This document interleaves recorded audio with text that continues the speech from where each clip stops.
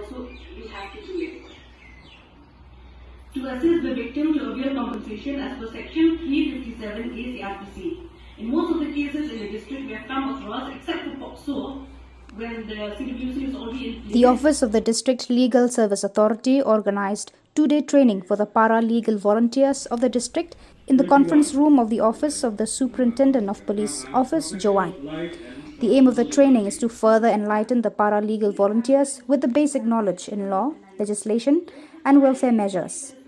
Shrimati B. Kriyam, MJHS District Session Judge, cum Chairperson District Legal Service Authority, Jowai, in the inaugural session addressed the para-legal volunteers on their duties and responsibilities and to continue performing them efficiently.